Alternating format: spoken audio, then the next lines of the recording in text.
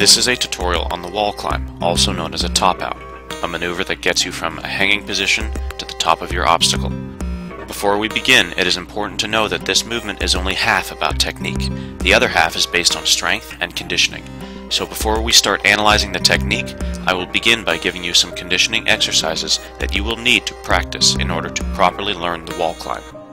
The initial movement of this technique is all about explosive power from the arms, back, and obliques. The following conditioning exercise will target those particular areas and help you build the necessary strength.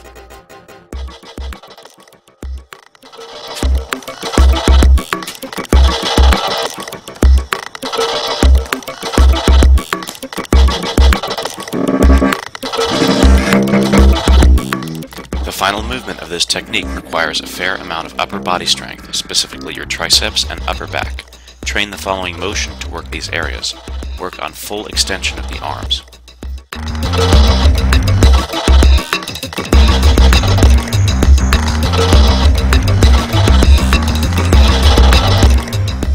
The final method of conditioning I will give you will piece together the two movements. You will train the motion in what is called negative. Start above the obstacle and do the movement backwards, controlling it as much as possible. The more times you can repeat the movement, the better.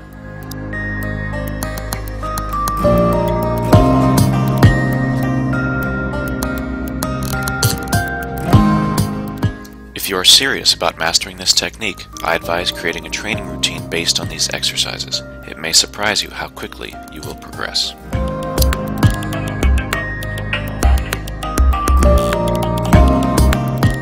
There are 4 basic steps to the technique. The first is identical to the conditioning exercise you just learned. Simply shoot your knee up parallel to the wall as you pull up. The motion will raise your center of gravity, making you temporarily lighter.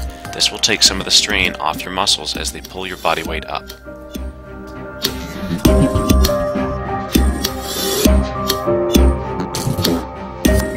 The second step is a transition. As you pull up, you must push your chest over top of the obstacle. Along with your torso leaning over, you must also quickly flip your hands flat on top of the ledge. This movement is what most people struggle with, as it must be done explosively.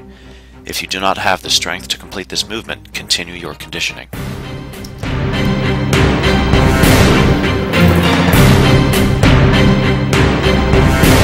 Watch the movement one more time, only this time watch the legs. It is important that the feet switch, as you will need the use of your right leg in one of the upcoming steps.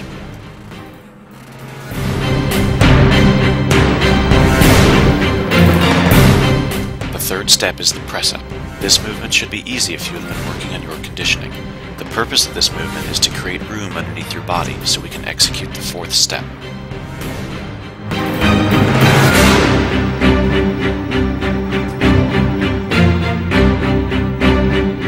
The fourth and final step is the kip-up. Use your free leg, in this case the right leg, and kick it up behind you. This movement lifts your hips and gives you the momentum needed to swing your legs underneath your arms.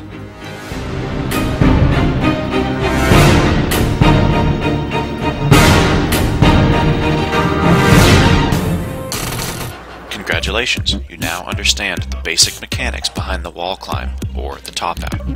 Let's review. Step 1. While pulling up with your arms, shoot your knees straight up. Step 2. Pull your chest over the wall, flip your palms flat, and switch your feet. Step 3. Using your triceps and your back, push up until your arms are extended and your body is over top of the wall.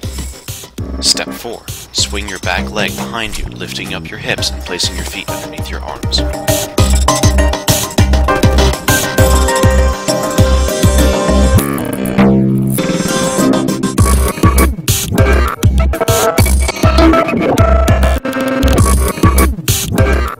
There is a variation to this movement I affectionately call the pop-out.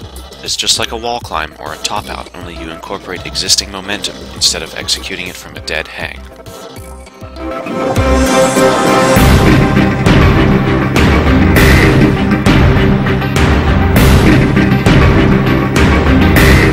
The same concepts apply, only the momentum removes some of the steps. As soon as contact is made with the wall, the secondary leg must swing back as high as possible, while the arms support the weight of the upper body. It's a combination of timing, technique, and strength that makes this movement work.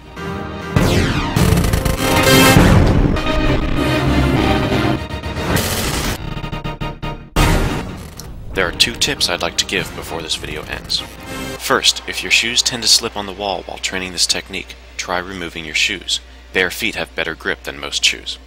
Second, keep an eye out for walls with overgrip, the kind of ledge where you can wrap your fingers around the other side. These will greatly assist your climb as you can pull at the wall. Thank you for watching.